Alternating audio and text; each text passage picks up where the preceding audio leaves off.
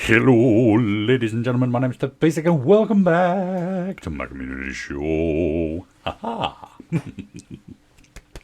So anyway, that's not what's important. What's important is today's topic. Today, I picked a topic that I find very near and dear to my heart.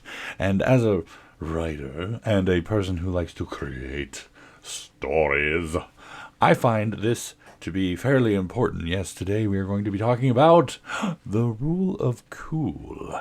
Now, for those of you who are not aware, the rule of cool essentially it says that we can get away with stuff in the story as long as it's cool.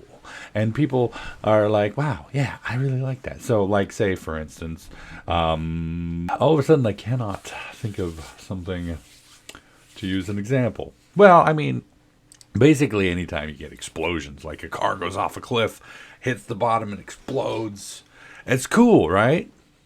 Not exactly what's going to happen, but it's cool at least.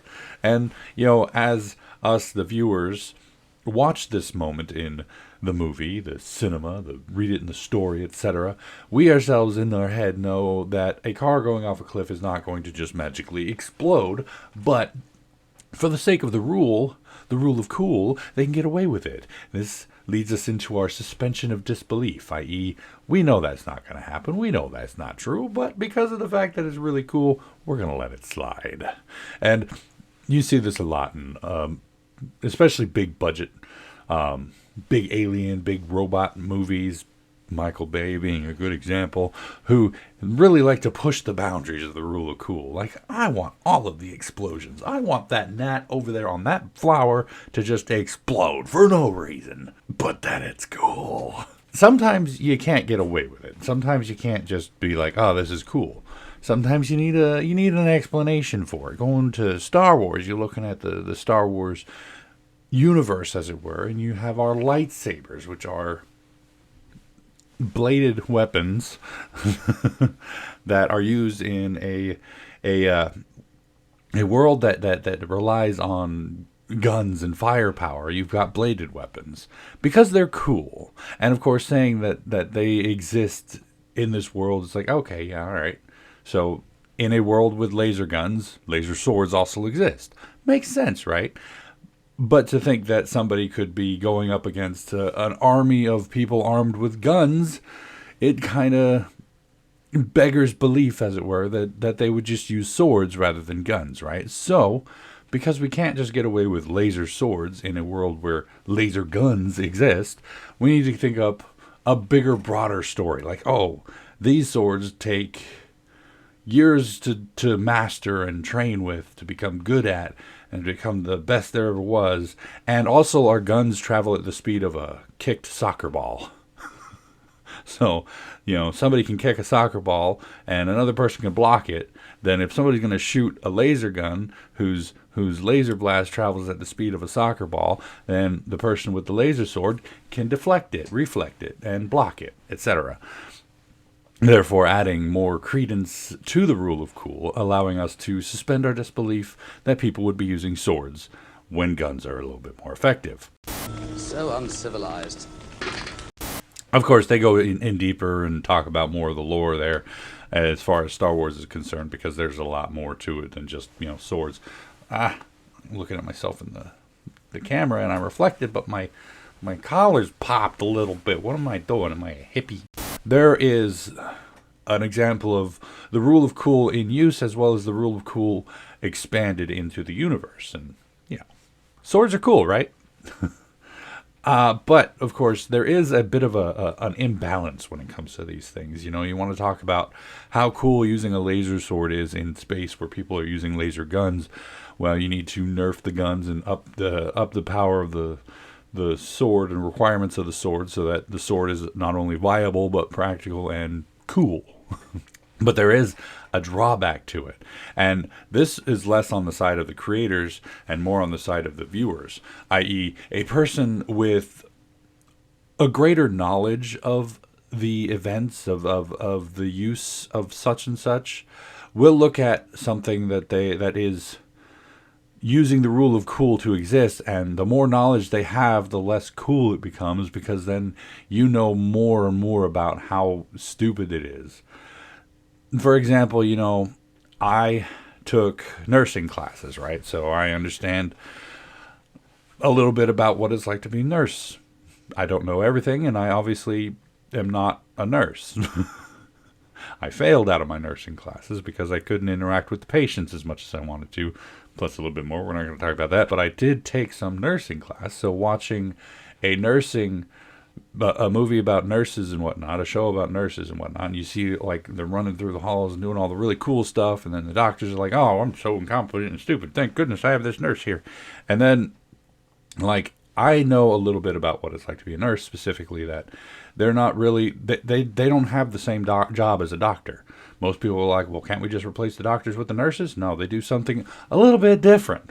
They're focused on patient care rather than patient treatment. Now, that does not mean that they cannot administer medicine, but they cannot perform diagnoses, and they can't do other things. So if I watch a drama about nurses who are like solving everything, of course, this is not downplaying the requirements of a nurse. Nurses are awesome and we need them, but that sort of thing, it's like, it's a little bit, I don't really get it. But I can still appreciate the show. And then, you get a full-blown nurse, one who's been working in nursing for a long time, will be like, yeah, this is completely far-fetched. What's this nurse doing? She's not supposed to be doing all that. But there's also another interesting little fact here. Like, if you have too much knowledge, then the rule of cool falls apart. And you're like, oh, okay, well, this isn't cool anymore because I understand that this will never happen. This is not realistic in the slightest.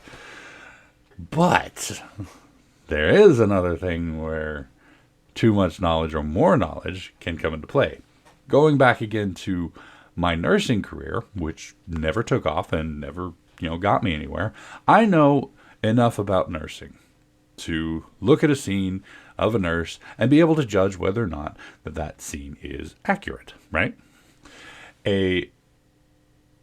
And based off the knowledge that I have, I can say, that's not accurate. That's not what happens in a hospital. And that's not what a nurse does. I have very limited knowledge, right? So then you look again at a full-blown nurse who will look at a nursing situation in a movie, and maybe that is completely 100% accurate, but based on the limited information that I have, will actually counter the limited knowledge that I have with the fact that they know exactly what happens in a hospital with a nurse, right?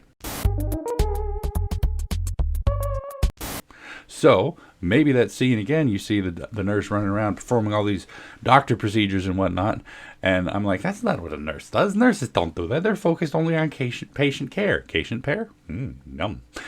Patient care.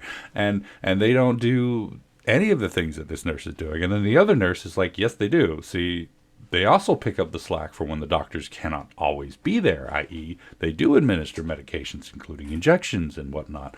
And I'm like, oh. I can say beyond that, there are other factors that go into the situation, like the rule of cool and whatnot. So we talked about how the rule of cool is a fun little plot device that means that you could do whatever you want as long as it's cool, right?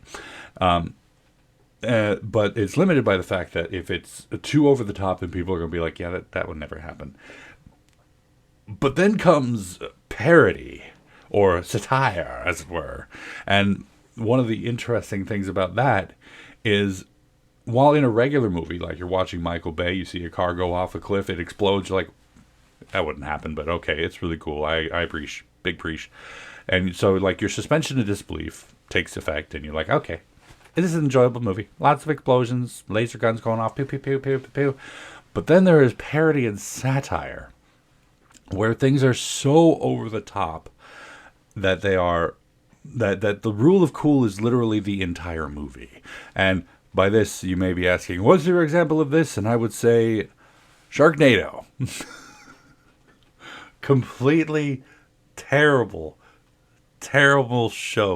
movies, like series of movies. I've seen 4 of them, but they're completely terrible, but I love them. I love them to death because of how terrible they are. And the whole premise of the idea of sharks being picked up by tornadoes beggars belief, but is not entirely inaccurate. See, a tornado can in fact pick up sharks and other sea life.